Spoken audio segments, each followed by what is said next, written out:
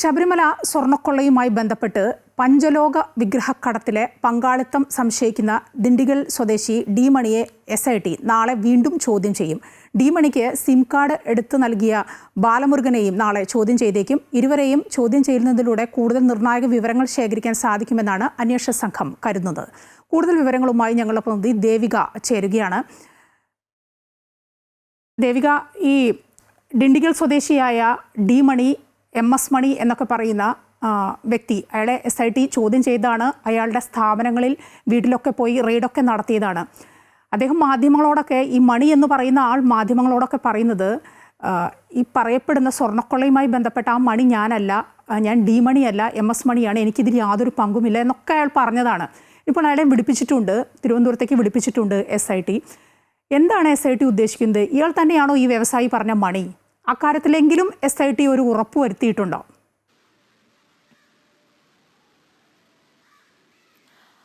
മായ, തീർച്ചയായും കോൺഗ്രസ് നേതാവ് രമേശ് ചെന്നിത്തല പരാമർശിച്ച വ്യവസായിയുടെ മൊഴിയിലെ പ്രധാന കണ്ണിയാണ് ഈ ദിണ്ടിഗൽ സ്വദേശിയായിട്ടുള്ള ഡി മണി.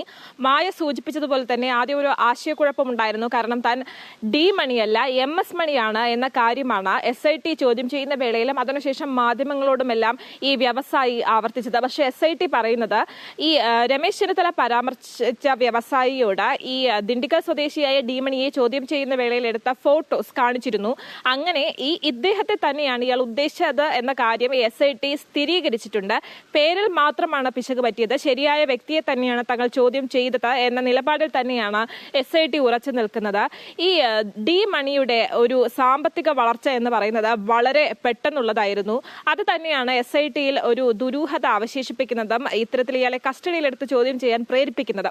സാധാരണക്കാരനായ ഒരു ഓട്ടോ ഡ്രൈവറായി ജീവിച്ച ഡി മണി എങ്ങനെയാണ് വലിയ നിക്ഷേപങ്ങളുമായി ഒരു ഫിനാൻസ് രംഗത്തേക്ക് കടക്കുന്നത്, റിയൽ എസ്റ്റേറ്റ് രംഗത്തേക്ക് കടക്കുന്നത്? അത്രയും വലിയ സാമ്പത്തിക സ്രോതസ് എവിടെ നിന്നാണ് ഈ മണിക്ക് ലഭിക്കുന്നത് എന്ന കാര്യം തന്നെയാണ്. ഏകദേശം ഒരു 6 വർഷത്തിനുള്ളിലാണ് ഒരു പോപ്കോൺ വിൽപ്പനക്കാരനിൽ നിന്നും ഓട്ടോ ഡ്രൈവറിൽ നിന്നും ഈ ഡി മണി ഇത്തരത്തിൽ റിയൽ എസ്റ്റേറ്റ് രംഗത്തിലേക്ക് കടക്കുന്ന തരത്തിൽ വളർന്നത്. ഈ ഒരു സാമ്പത്തിക വളർച്ചയ്ക്ക് പിന്നിലെ ദുരൂഹത തന്നെയാണ് ഈ പ്രത്യേക അന്വേഷണ സംഘവും അന്വേഷിക്കുന്നത്. ഇയാളുടെ ബാങ്ക് ഇടപാടുകൾ അടക്കം പരിശോധിച്ച് മുന്നോട്ട് പോകാൻ തന്നെയാണ് SITയുടെ തീരുമാനം. എന്തായാലും ഇദ്ദേഹത്തെ നാളെ തിരുവനന്തപുരത്തെ ഈഞ്ചക്കലിലെ SITയുടെ ഓഫീസിലെത്തി ചോദ്യം ചെയ്യലിന് ഹാജരാകണമെന്ന് SIT നിർദ്ദേശിച്ചിട്ടുണ്ട്.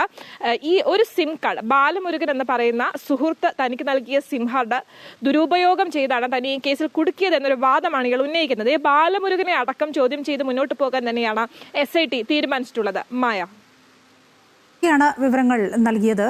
ശബരിമല സ്വർണ്ണക്കൊള്ളയുമായി ബന്ധപ്പെട്ട് പഞ്ചലോക വിഗ്രഹക്കടത്തിലെ പങ്കാളിത്തം സംശയിക്കുന്ന ഡി മണിയെ SIT നാളെ വീണ്ടും ചോദ്യം ചെയ്യും.